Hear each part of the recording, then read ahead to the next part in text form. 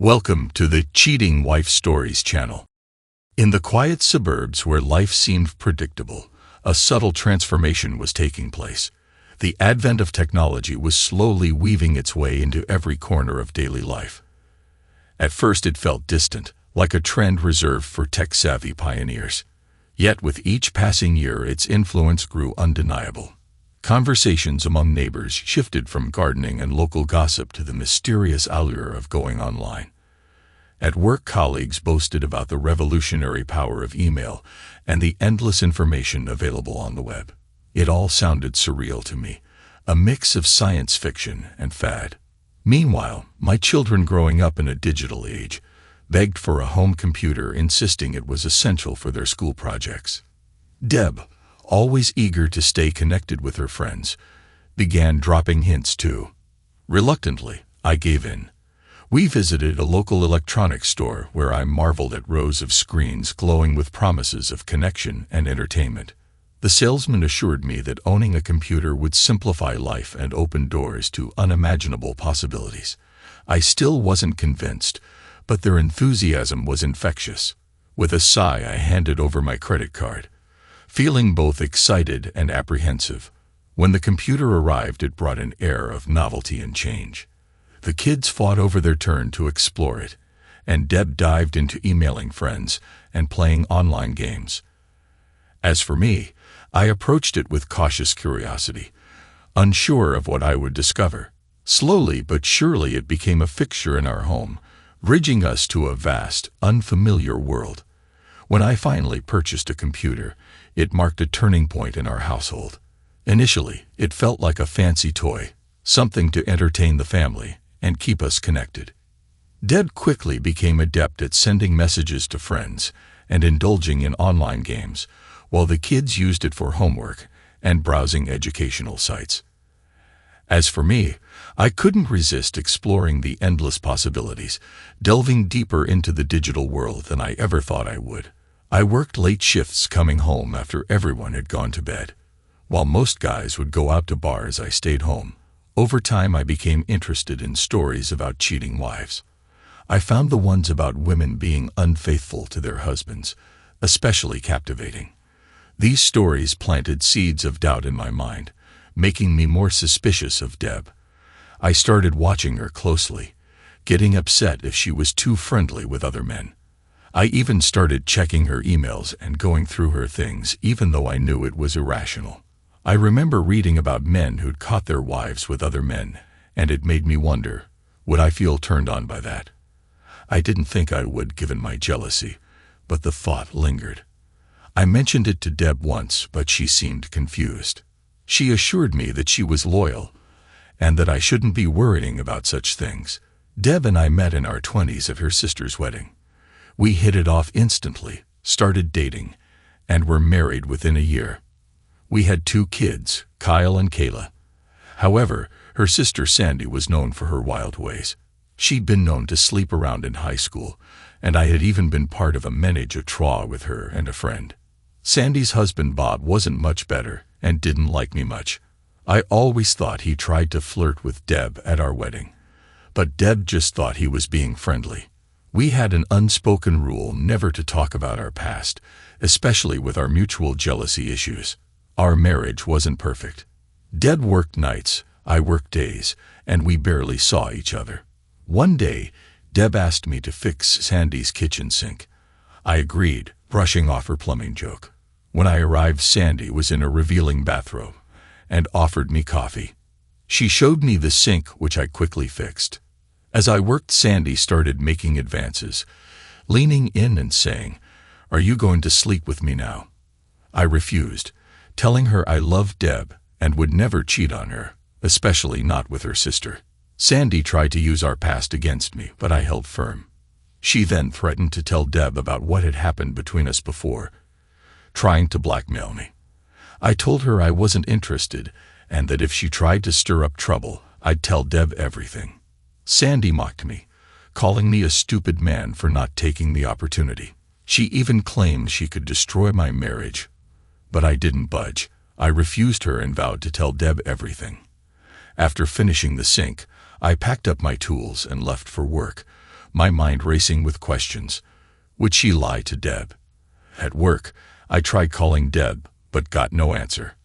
I left a message. Deb, I love you. We need to talk about your sister tonight. The hours dragged by, but I couldn't focus on anything else.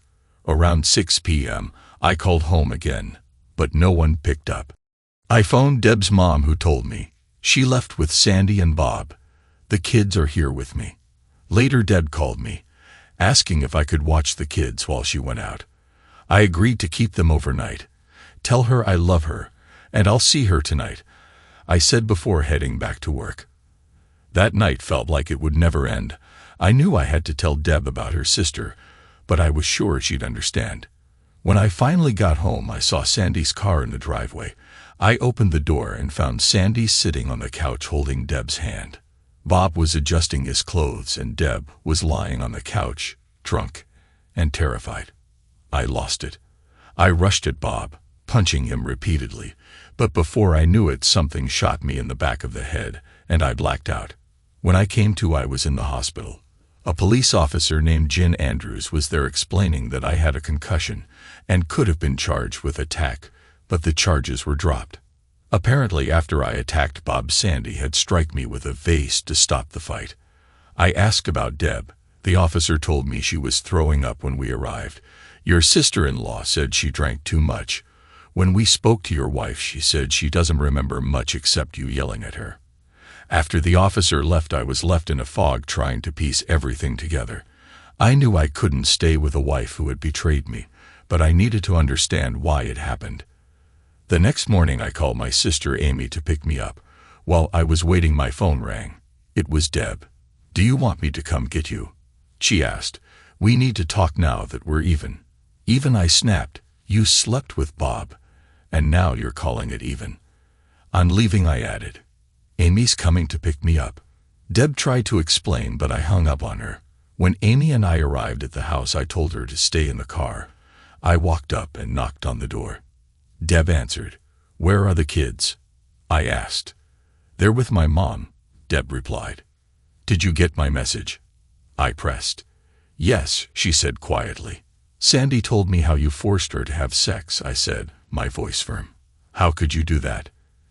Deb cried, her eyes wide with shock.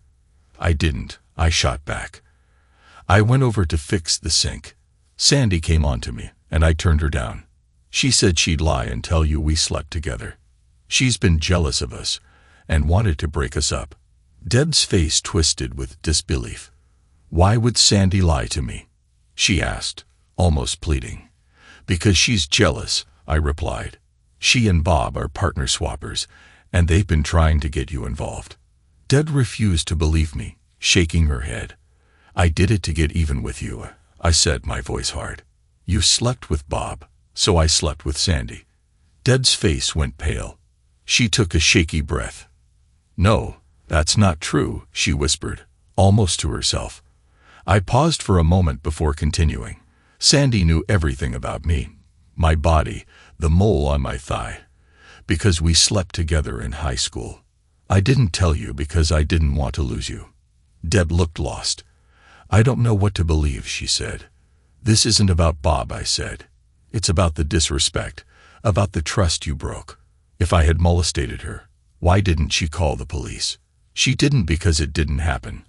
I told Deb, this marriage is over. You let Bob sleep with you. There's no coming back from this. Deb started crying. You wanted Bob. You used me as an excuse. I packed my things. I'll pick up a few more things next week. I'm filing for divorce on Monday. Ray, wait, this wasn't supposed to happen like this. Deb said, Sandy said we'd forgive each other. I just wanted to get even with you. Stop it. You had sex with Bob and Sandy. I said, grabbing my suitcase. What do I tell the kids? Deb asked. Tell them whatever you want, I said, stepping toward the door. I don't want to see you again. I'll get a lawyer for visitation, she said. I didn't look back as I walked out the door. Amy drove me to a rundown motel while I figured out what to do next. I shared everything with her, and she believed me. I knew she'd help with the kids. The next few weeks were difficult. I worked overtime just to pay the bills, and I rented a cheap guest house. My meals were usually grabbed at a bar or a diner. I saw a lawyer who told me Deb didn't want a divorce but would agree to whatever I suggested. We divided everything evenly: house, savings, belongings. I didn't hesitate to pay child support. I missed my kids terribly. I missed Deb too, but I knew our marriage was finished. I made it a point to attend all the school events I could, even if it meant sacrificing work. I showed up for the kids' birthdays as long as Deb's family wasn't involved. When I had to speak to Deb, I kept it brief. If things became personal, I walked away. I saw the kids every weekend and sometimes during the week when my schedule allowed. Deb called almost every day, but I hung up whenever the conversation veered into our past. One evening, I was at Amy's for dinner when she told me that Sandy was still telling people I had molested her. Deb was caught between believing me or her sister. I explained to Amy that there was no solid proof either way, and it hurt that Deb chose to trust Sandy. One afternoon, I picked up Kyle from school because he wasn't feeling well. I let Deb know, and when she got home, I was tucking him into bed. That's when the phone rang. It was Sandy. "What are you doing there?" she asked, sounding suspicious. "Well, if it isn't the liar herself," I snapped. "Kyle's sick, so I brought him home. Deb destroyed my marriage." I hit the record button on the answering machine. "Is he okay?" Sandy asked, her tone feigning concern. "Why do you care?" I shot back. "You tore this family apart. You knew we were into swapping and Bob wanted my sister. If you'd slept with me like I asked, none of this would have happened. But no, you came home, started a fight, and told Deb I molested you. Then you got Bob to molestate her. What kind of sister does that? She was drunk, and you let your husband take advantage of her. And guess what? You can't prove anything. I knew from the start that Deb would believe me over you. If you need to get laid, call me. Tell Deb to call me later. Hope Kyle feels better." Sandy hung up, and I switched off the recorder. Deb walked into the room. "Who is that?" she asked. "Sandy," I replied curtly. "You know, the wonderful angel who would never lie to you." Deb's expression sharpened. "What did she want?" she asked, her tone a little too probing. "I recorded the message," I said, holding back my irritation. "She wants you to call her back. But you know what? I'll see you in court on Thursday. Let's call it a day of freedom." With that, I grabbed my keys and headed for my truck. 5 minutes later, my phone started ringing incessantly. After ignoring 10 calls, I finally picked up. "Ray," Deb said, her voice trembling. "I'm sorry, please forgive me. I just talked to Sandy. She told me the truth about everything. You didn't molestate her." "Well, it's nice to hear that, but it doesn't change anything," I said, my voice cold. "In my mind, you slept with Bob and didn't give me a chance to explain. Even after I told you the truth, you chose to believe your sister's version and thought I was some kind of rapist. I loved you, but I also hate you for what you did to our family. You didn't trust me." That Thursday, I took the day off work to sign the divorce papers. I wanted to avoid Deb when she came by. Feeling down, I went to the bar. As I was fixing my drink, I saw Bob walk in. He didn't notice me, so I walked right up and punched him. He went down, and I kept punching him until 3 guys dragged me off.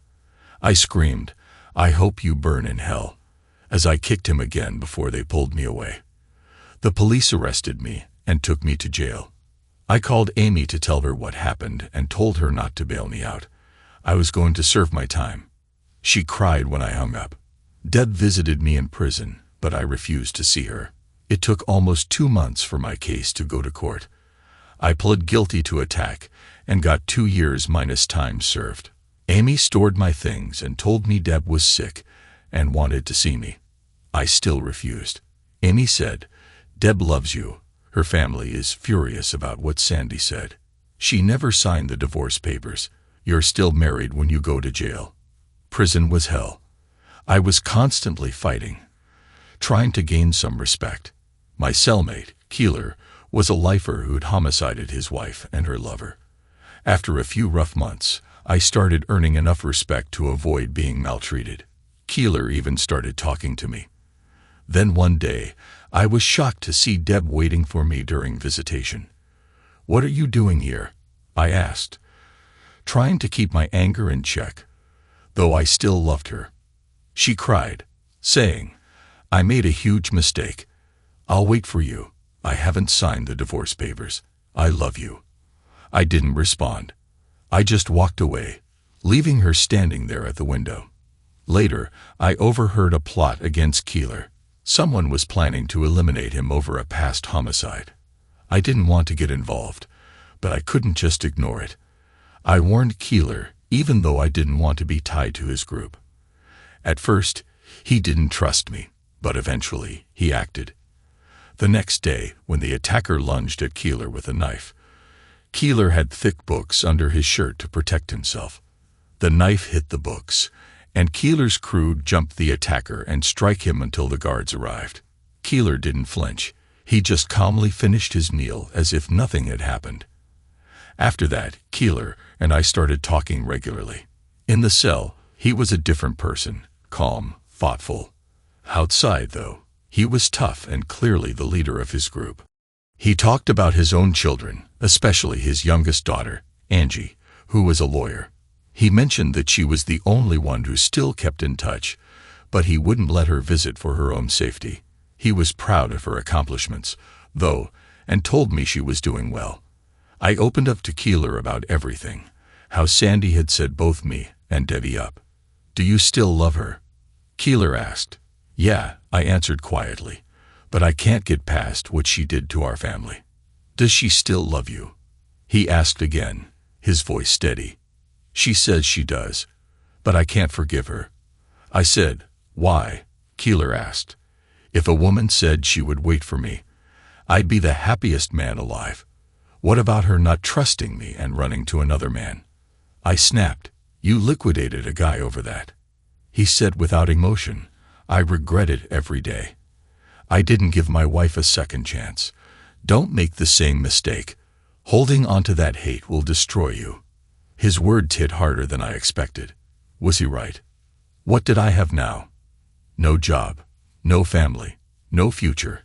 A month later, Debbie came to see me. She was crying, showing me pictures of the kids. "They miss you, Ray. Please forgive me. I messed up, but I love you. I've stopped talking to Sandy and Bob. I know I didn't trust you, but I'll wait for you." "I thought you didn't believe me," I said. "Was Bob really that important to you?" "No," she shook her head. "I hated that whole thing. I only want you, Ray. You're the father of our kids." 2 weeks later, Amy came to see me. "I saw Sandy and Bob going into Debbie's house," she said, looking concerned. "I thought you should know." I was stunned. Had Debbie been lying to me all this time?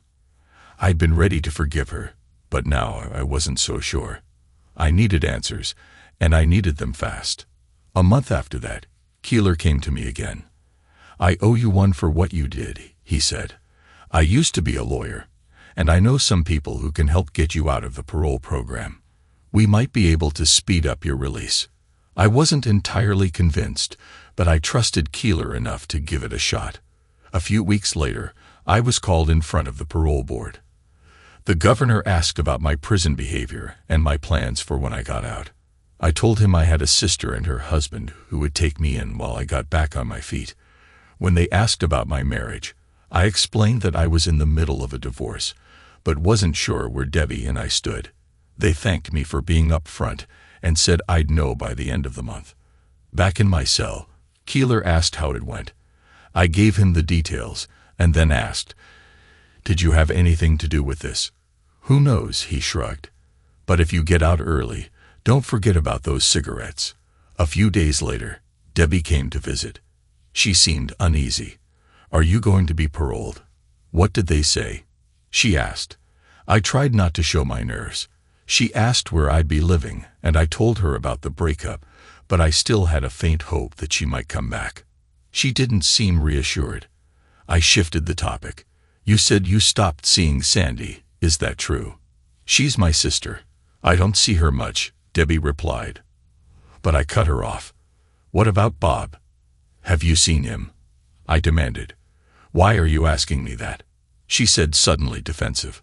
You lied about Sandy, and now Bob is back in the picture. Is that why you're worried about my parole?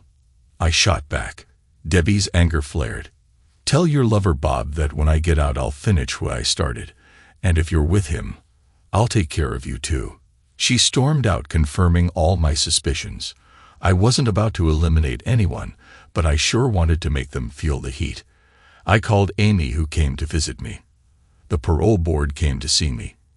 He said, Kenny and I told them you could stay with us until you get back on your feet. Did they contact Mr. Parker about my job? I asked. Yes, Amy replied.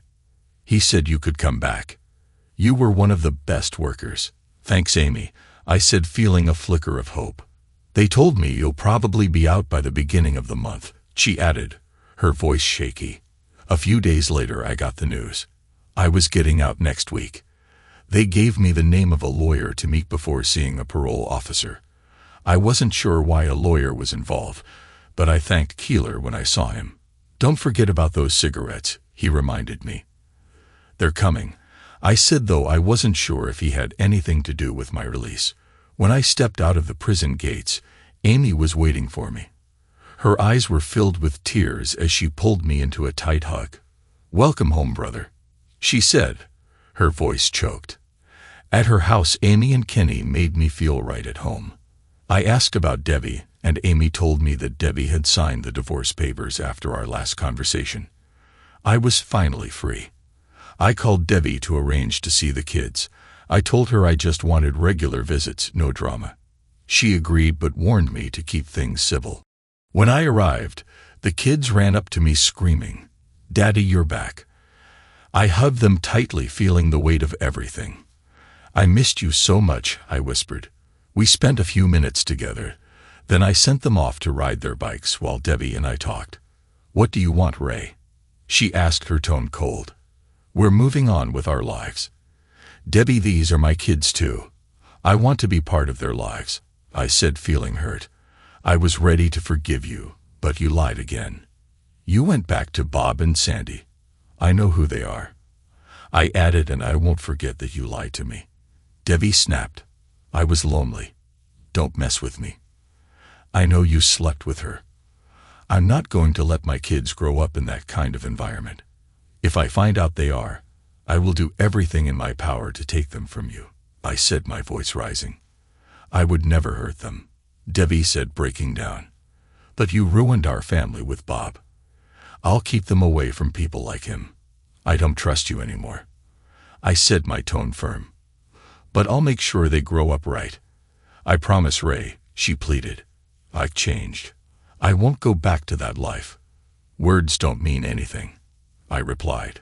It's all about actions now. I spent some time with the kids, talking about school and their plans. I told them I was staying with Aunt Amy for now, but that I'd be looking for a place nearby. After hugs and kisses, I left to return to Amy's. The next morning, I made my way to the law firm handling my case. I was a little uneasy, especially since I hadn't met the lawyer who had arranged my parole. When I reached the receptionist's desk, I asked, Is Mr. A.J. Brady available? I have an appointment. The receptionist gave me a polite smile. If Brady will be with you shortly, Mr. Harper, please have a seat. I was caught off guard. I'd assumed A.J. was a man. But a few moments later, a woman in a sharp blue suit approached me, her dimples giving her an almost playful look. Ray Harper, she asked, extending her hand. I'm A.J. Brady, she continued. A friend of mine asked me to review your case. Let's discuss it. She led me into her office. I blinked in surprise. Why me? Who asked you to help? Ray, she replied. It's not important. I was asked to help, and I did. Your previous lawyer let you plead guilty when there were other circumstances at play. Your sentence was way too harsh, and the parole board agreed with us to some extent. I hesitated for a moment. You're really helping me. But who told you to do this? Her expression softened. My father, Dave Keeler, he's not the kind of guy to ask me to take on cases like yours, so I figured he must think you're worth it. I couldn't hide my smile. Can I call you Angie? I teased. AJ sounds so formal, and you're way too pretty for that. She blushed but kept her professionalism. Sure, but let's stick to business for now. Would you have lunch with me? I asked, trying to lighten the mood.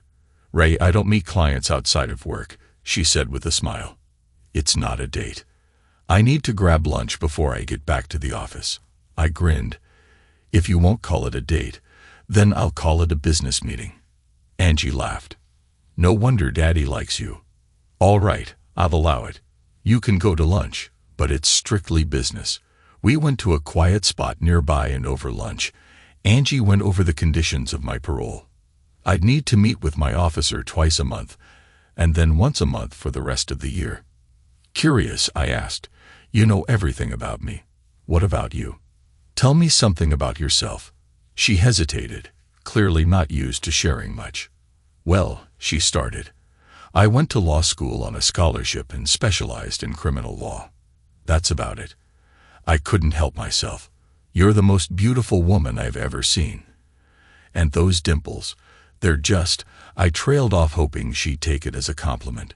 Ray, she said, blushing again. Please, thank you, but I don't date clients. Okay, so tell me about your career. That's still business, right? I joked. She smiled softly. All right, Ray, I've been practicing law for a few years now. When lunch was over, I couldn't stop thinking about her. Will I see you again? I asked as we walked back to the office. You'll need to come by next week to fill out some paperwork, she said. Maybe we can have lunch again, but still, just business. Deal. I'll even buy you a treat, I said, hoping I wasn't overstepping. Okay, she chuckled, but it's still just business. We headed back to the office after that.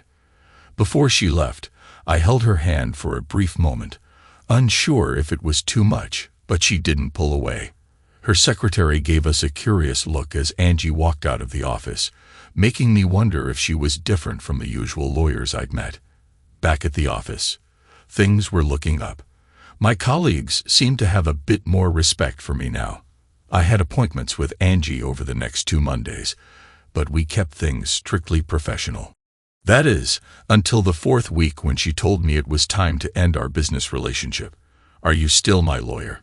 I asked, trying to keep my tone casual. Of course, she said. Call me if you need help. I took a deep breath. Actually, Angie, I think I need to fire you. Fire me? She asked, clearly taken aback. After everything I've done for you, you want to fire me? Yeah, I said. I want a real date with you. Dinner, maybe some dancing. I know I'm an ex-con, but I really think I'd like to get to know you better. And I think you might feel the same. She hesitated for a long moment. Ray, I'm definitely attracted to you. But this whole thing feels like it's about ex-cons and factory workers. You really think we should be together? No, I said quickly. It's not that.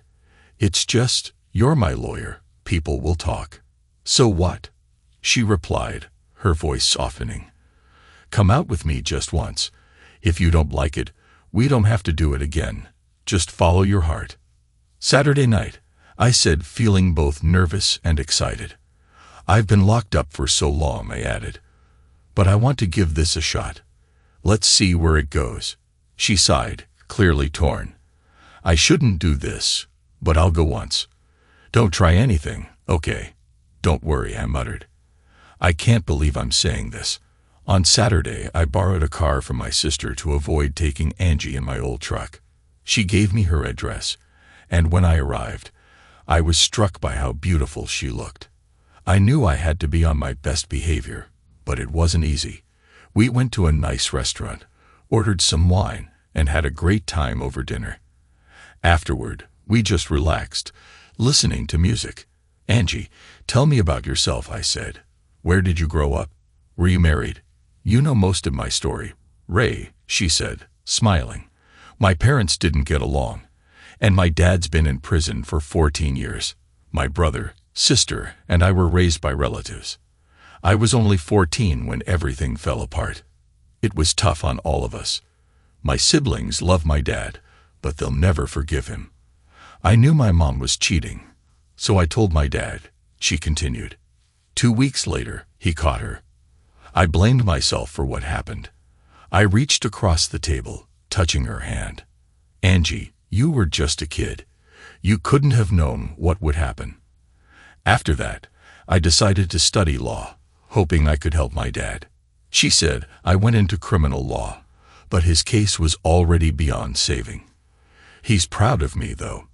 "Have you been married?" I asked, genuinely curious. "Yes, but it didn't last long," she said, her smile tight. "And it's really none of your business." "Fair enough," I said, laughing softly. "Ray, can we talk about this some other time? I'm having a great time right now. Want to dance? I have 2 left feet, but that's a good excuse to hold you close," I said with a grin. We moved onto the dance floor, swaying slowly to the music. Her perfume enveloped me and I felt my heart race. "Ray," she said softly, "I don't date much. It's hard for me to trust men, especially because of the people I associate with. If my dad hadn't sent you to me, I wouldn't be here right now." "Don't worry," I joked. "I'll send him an extra pack of cigarettes for this. You're the nicest thing that's happened to me, Ray," she said, her eyes softening. "I'll do anything to earn your trust." When I dropped her off, I kissed her gently at the door. She kissed me back, but then pulled away. "Can I come in?" I asked, suddenly feeling unsure of myself. "No, Ray," she said, her voice steady but soft. "It's too soon." "Next Saturday?" I asked, hopeful. "Maybe," she said, offering a small smile. "Call me Thursday." I felt a sense of happiness as I headed home that day. We saw each other again the following Saturday and the one after that. And each time, Angie opened up a little more about her past. "Ray, I want to be honest with you," she said one afternoon. "I got married in college to my boyfriend, but we were way too young. I had a pregnancy loss. We divorced, and I kept the Brady name because my dad insisted on it. I appreciated her trust in sharing that with me. She asked about my kids, and I mentioned that they were eager to meet her, especially my daughter, who asked about Angie all the time. "Would you like to meet my family at a barbecue next Saturday?" I asked her. I know it's a big step, but it would mean a lot to me. Angie hesitated for a moment, then kissed me. A kiss that felt different, deeper. After pulling back, she nodded. "Okay, Ray, I'll come." I smiled, still unsure about how to behave at a family gathering. "I'll have Amy give you a call," I said, feeling a little nervous. When I told Amy Angie was coming to the party, it was like the whole family wanted to be there. The list of attendees grew, and suddenly everyone was eager to meet the new woman in my life. My parents, cousins, aunts, and uncles were all excited. Angie offered to bring potato salad, and I remember Amy mentioning how sweet Angie's voice sounded when she called. I think Amy was hoping something would develop between us, and honestly, I was beginning to hope the same. Every weekend I still picked up my kids from Deb's house. Afterward, I'd take them to Amy's or out somewhere fun. I'd ask about their mom, but I always tried to keep it polite. Kyle mentioned that their mom had a new boyfriend, which initially worried me. But then Kayla told me it was a school teacher named Pat. He taught health classes and was also the soccer coach. I asked Deb about him. "I'm trying to turn my life around, Ray," she said. "Pat's a good guy. His wife passed away from leukemia a couple of years ago, and he moved here to start fresh. He's got a 15-year-old daughter, and Kyle and Kayla really like her." I nodded. "I just want to say this, Deb. Your lies and cheating ruined our relationship. If you really care about Pat, treat him right, and above all, be honest with him. Don't make the same mistakes you made with me," she sighed. "Pat loves the kids. He knows you're their father, and he's okay with that. I hope it works out for all of us. I hope I haven't messed things up for you with other women." "You're a good man, Ray," Deb said softly. "And I know you'll find someone right for you. I'm sorry for everything I put you through." With that, I said goodbye and drove back home. I found a small 2-bedroom apartment about a mile away from Deb and the kids' place. I wanted a space where they could stay when they visited. I still stopped by Amy's a few times a week, mostly for meals, but also because I enjoyed the visits. The day of the barbecue, I was on edge. I stood outside waiting for Angie to arrive. I felt a wave of relief when I saw her car pull up. She smiled at me holding a bowl in her hands. "Potato salad, and you better eat some," she said, teasing me with a grin. She looked stunning. Honestly, she could never look bad in my eyes. Being around her felt like everything was falling into place. I was already in love with her, even though we hadn't done more than kiss. You just know when something's right. All I hoped was that she felt the same. I introduced Angie as my good friend to everyone. And when I brought her over to meet my parents, she greeted them with a smile and a warm hug. My dad, with his usual bluntness, turned to me and said right in front of her, "Don't worry, Ray, we already love her, and we don't even know her yet." Angie looked at me, smiling. I took that as a good sign. When I introduced her to Amy, the two of them exchanged a look.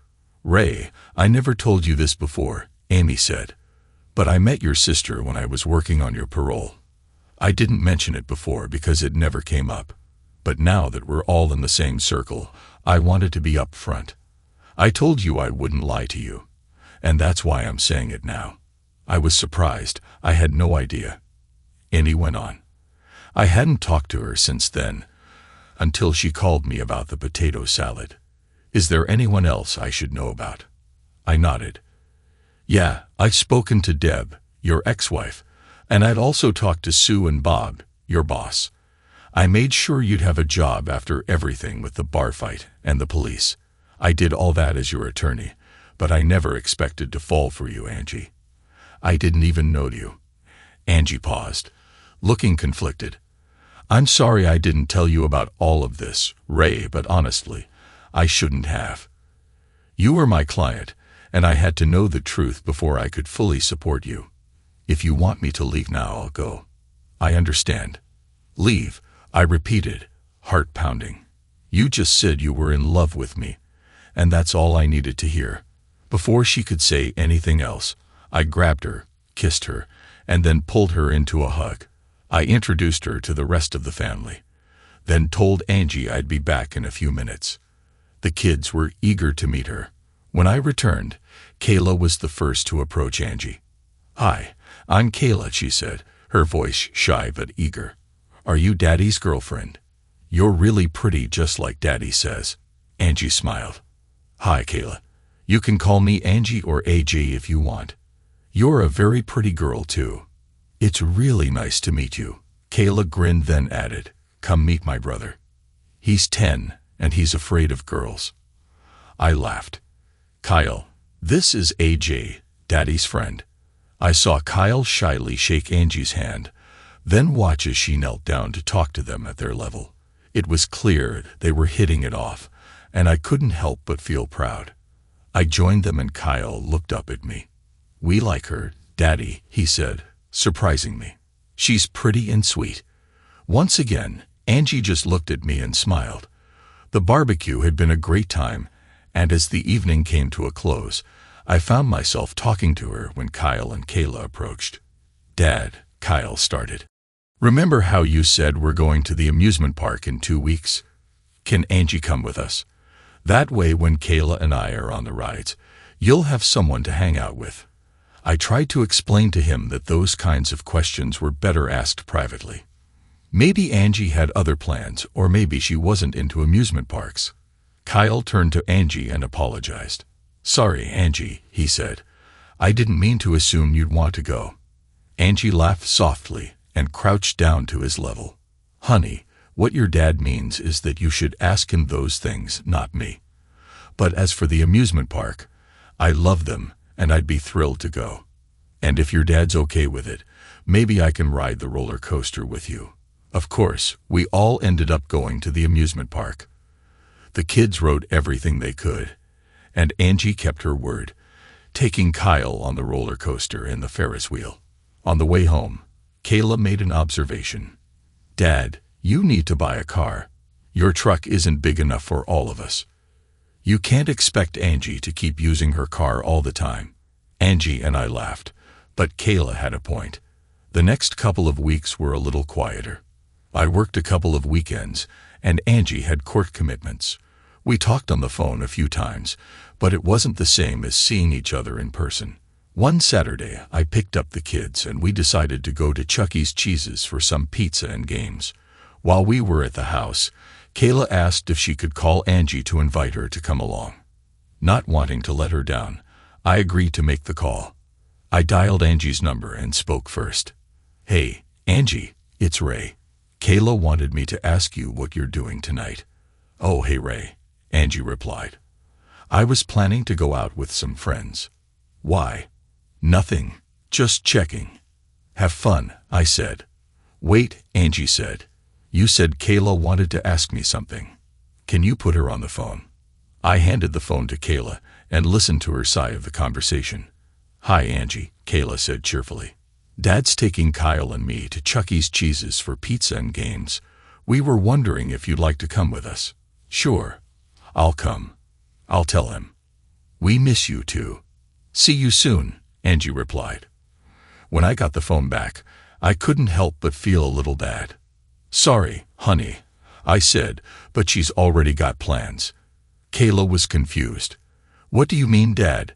"She said she'd be here in half an hour. She's going to buy a car so she doesn't always have to use her own." Kyle chimed in too. "Yeah, Daddy, she said she misses us." After the pizza party where the kids won a bunch of stuffed animals thanks to Angie's game skills, I dropped them off at Deb's house. That night, Angie suggested we spend some more time getting to know each other. We went to my apartment and sat on the couch. My heart was racing as I looked at her and said, "Angie, you know I love you, right? I wouldn't be here if I didn't mean it. I want us to be together." She looked at me, a mixture of vulnerability and trust in her eyes. "I haven't trusted anyone in a long time." She said softly, "All I ask is that you be gentle. I don't want to be used. I want to feel loved." We moved to the bedroom, taking our time and savoring each other's company. I gave her a relaxing foot massage, shared a playful moment tasting the whipped cream she had smeared on her belly, and we spent hours simply enjoying each other's presence. The most special part was holding her afterward, feeling the closeness and connection. She stayed the night. I woke up early and made French toast. When Angie came out of the bedroom wearing one of my t-shirts, I couldn't help but smile. "I can't believe how great you look." Even in the morning, she smiled, took a quick shower, and we sat down to talk. "Angie, what comes next for us?" I asked, genuinely curious. "I love you, my kids love you, and my whole family is crazy about you. What do you want for the future?" She laughed lightly. "Ray, I sound like a lawyer." She said, "We've only known each other for a few months. Then last night was our first time together. But that's enough, right?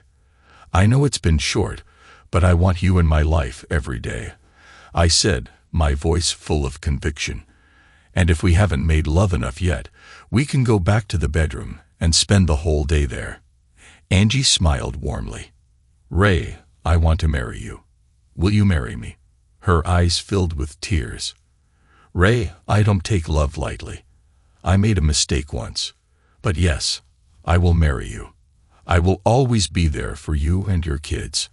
I'll always be honest and I'll never cheat. I expect the same from you." She came over and kissed me deeply. "What's wrong, sweetheart?" I asked, noticing a mix of emotions on her face. "You look happy, but also sad." She took a deep breath. "I've been thinking about my dad. Most girls dream of their wedding day, how their father will walk them down the aisle and give them away. I know that won't happen for me. And it makes me sad." She wiped her eyes. "The last time I got married, my dad didn't even know about it. By the time I told him, I had already miscarried and was getting a divorce." I reached out and held her. "I'm sorry, Angie," she whispered, trying to smile through her tears. I shouldn't be thinking about this right now. I'm going to marry the man I love. The man who I know is perfect for me. What? I asked, surprised. You loved me from the start. She smiled softly. From the first moment I saw you, I wanted you. I think you knew that. I smiled back, feeling overwhelmed by her honesty. When do you want to get married? She asked gently. Anytime, I replied. It'll be on your terms. We both agreed that we wanted the wedding to happen as soon as possible. I asked Angie if I could start telling people, and she agreed, saying she would handle it on her end as well. The only thing left to decide was the date. After some discussion, we settled on 2 months from now. For the next few days, I was on cloud 9. I couldn't wait to share the news, so I called Amy and her husband Kenny. They were both thrilled for us. I also needed to tell the kids, so I called their house and set up a conference call. When they heard the news, they both screamed with excitement, expressing how happy they were and how much they liked Angie. I told them the wedding would take place in a couple of months, and that they were among the first to know. One day, I went to Angie's office to check in with her, and Mary, her secretary, congratulated me. I mentioned that Angie had already told everyone, and had invited everyone to the wedding reception. Mary called Angie, and I was told to come in. When I walked into her office, Angie was sitting there quietly crying. Angie, what's wrong? I asked, rushing over to her. She looked up at me with tears in her eyes. I called the prison, she said, her voice trembling. I asked the warden if my dad could be granted a day off to come to our wedding. He told me it's not possible. Since my dad is serving a life sentence, he's not allowed to leave. He said there's nothing he can do. Angie wiped her eyes and I wrapped my arms around her. I'm so sorry, Angie, I said, feeling my heart break for her. I know how much your father means to you. She gave me a sad smile. Ray, it's worse than I thought. Dad's cancer, which had been in remission, is back. They've given him only 3 to 6 months to live. She started crying again, and I held her close, wishing I could take her pain away. As I held her, I silently thought to myself, why is this happening to her? She deserves so much better. I kissed the top of her head and whispered, Angie, I've been sending your father cigarettes ever since I got out. It's something I promised him. I'm so sorry, she whispered through her tears. It's not your fault, I reassured her. Your dad doesn't smoke anymore. He uses the cigarettes people send him to trade with the other inmates. He didn't do this to himself. I didn't want to upset her any more than she already was, but I had an idea. I kissed her goodbye and told her I'd see her the next day, though I didn't yet share my plan. The next morning I called in sick to work and went to visit the prison. I needed to speak directly with Keeler and the warden. When Keeler saw me, he greeted me with a warm smile. You take good care of my girl, Ray, he said. All I ask is that you make her happy. She deserves the world. I explained my plan to Keeler, but at first he rejected it. After some convincing, he finally agreed, but only on the condition that I could persuade the warden. I thanked Keeler and headed to the warden's office. When I arrived, the warden nodded in greeting. Well, Ray, I hear you're getting married, he said. I'm sorry about Keeler's situation, but you know, he's a lifer. We can't make exceptions for family events like weddings. Warden, I said, how much authority do you have over the prison? Can you make decisions about what happens here? He raised an eyebrow. Depends on what you're asking, she replied. I'm asking if we can get married on the prison grounds, I explained. We could use the chapel, and Keeler could walk his daughter down the aisle. You want to have a wedding in prison, just so her father can be there? He asked, sounding incredulous. Yes, sir, I said firmly. Angie hasn't seen her father in 14 years, and now he's dying. All we're asking is to use the chapel for the ceremony. I know there have been weddings here before. The warden paused, clearly weighing my request. Finally, he nodded slowly. All right, Ray, I'll make it happen, he said, but it won't be a big affair. You can invite 3 outsiders besides yourself and your fiancé. Keeler can invite a few inmates, and you'll need to use a prison attendant to officiate the ceremony." Relief washed over me. "Thank you, Warden," I said, genuinely grateful before leaving to share the news with Keeler. When I found him, I smiled and said Dave, using his nickname. He chuckled at the familiar tone. The warden agreed to my idea. I continued, "I'm heading back to tell Angie the good news." Keeler's expression softened. "Thanks, Ray," he said. "I know it'll mean the world to her." Before I left, Keeler gave me a piece of advice. "Here's a number for Angie," he said. "When she goes to the bank, have her ask for her birth certificate. The account is still in her maiden name." I wrote down the number and made sure to tell him how sorry I was about his illness. "Just take care of my girl," Dave said. "That's all I want." I headed back to Angie's office. She saw the smile on my face and immediately asked, "What's going on? What's the good news?" "I was wondering how you'd feel about getting married in prison," I said, teasing her a little. "What are you talking about?" she asked, confused. I explained everything, how I'd spoken with the warden, and how her father would be allowed to walk her down the aisle. She started crying, but this time they were tears of joy. "Oh my God, I love you so much, Ray." Afterward, I told her about the safety deposit box, and we went to check it out. At the bank, Angie approached the clerk. "I'm Angelina Juanita Miller, and I'd like to see my safety deposit box," she said. She handed over her birth certificate, and the clerk led us to the box. He opened it, then stepped outside to give us some privacy. The first thing we found was a note from her father.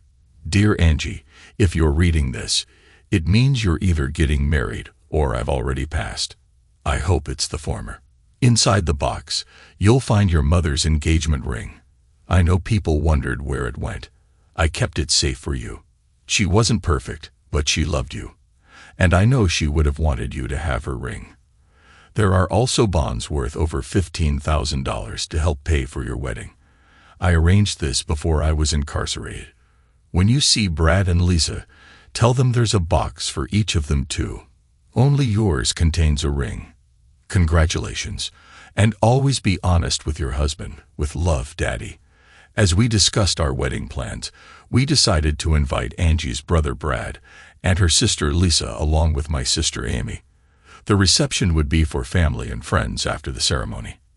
Angie and Amy worked tirelessly over the next month to prepare everything, even though we had to rush to pay for everything at the last minute. I wanted Angie to have the wedding she had always dreamed of. Amy volunteered to take pictures with her digital camera, ensuring we have memories of the day. One day, Angie and I visited her brother and sister. She introduced me to them, and they both explained that they didn't hate their father. What they hated was what he'd done. Angie told them about the wedding at the prison, how her father was dying, and how much it meant to her to have him there. Brad and Lisa were moved to tears when they learned their father's condition. After hearing everything, they agreed to attend the wedding.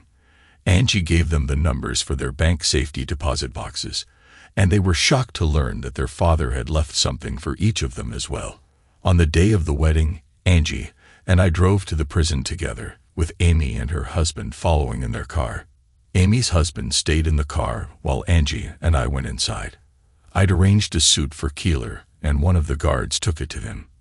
I was dressed in the tuxedo I had rented for the occasion.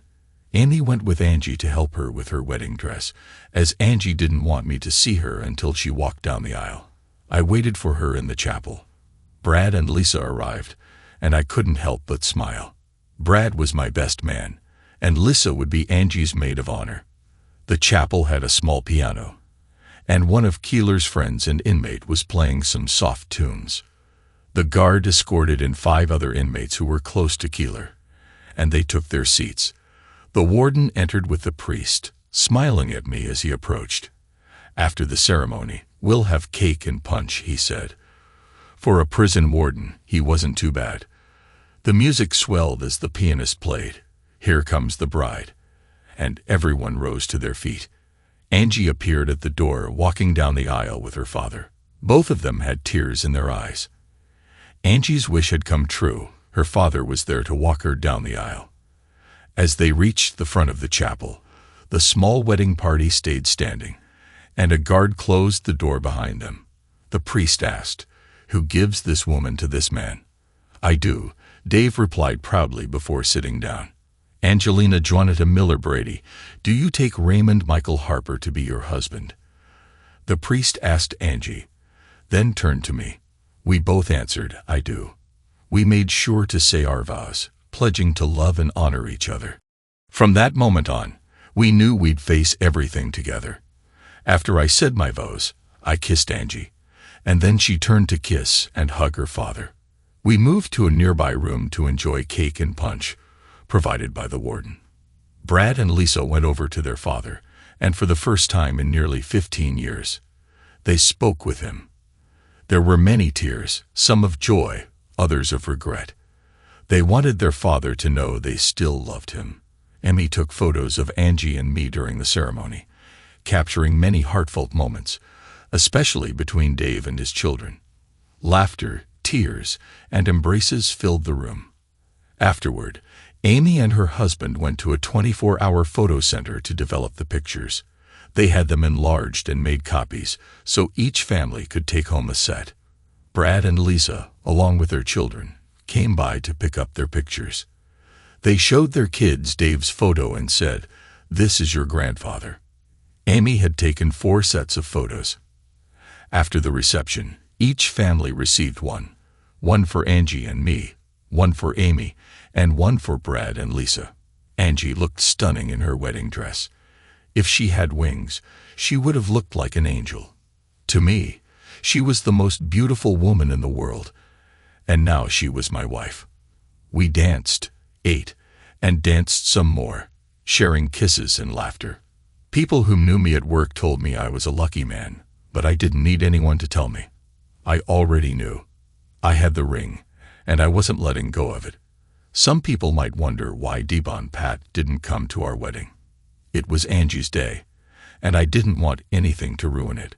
Seeing Angie walk down the aisle with her father, watching her brother and sister reconcile with him, those moments are etched in my memory forever. 6 months have passed since that special day. When Pat got married last month, I'm glad to see she's trying to get her life back on track, and my kids say Pat is treating them well. I also asked about Aunt Sue and Uncle Bob, and my kids said they'd moved out of state. I was moved to the day shift at work so I could spend more time with Angie and the kids. Angie was pregnant with our child, and 3 months after our wedding, Dave Keeler passed away. The kids had visited him every month, and it was hard. But we got to tell him about Angie's pregnancy. We shared that it was going to be a boy, and we planned to name him David Raymond. That news brought a smile to Dave's face. Looking back, I can't believe how much has happened. My cheating wife, the prison, finding Angie, and then marrying her. Now we're starting over, and I'm about to be a father again.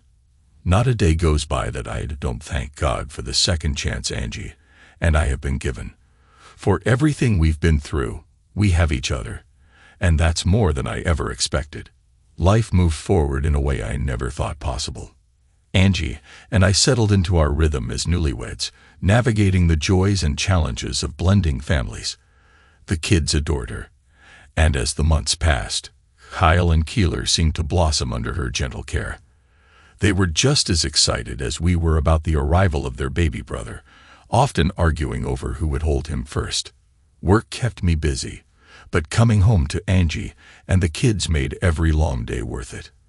The house was filled with laughter and warmth, a stark contrast to the darker days that had once defined my life.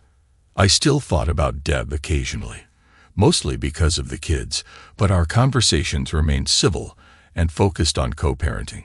Pat seemed to be a steady presence in her life, and I silently hoped she'd found the peace she'd once lacked. When David Raymond was born, he came into the world with a wail that seemed to declare he was ready to take on anything. Holding him in my arms for the first time, I was struck by how life had a way of healing even the deepest wounds.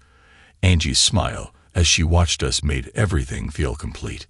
We visited Dave Keeler's grave on what would have been his 65th birthday, bringing David along to meet his grandfather. Angie placed flowers on the headstone, her eyes glistening with tears, while I held her close. "He would have been so proud of you," I whispered.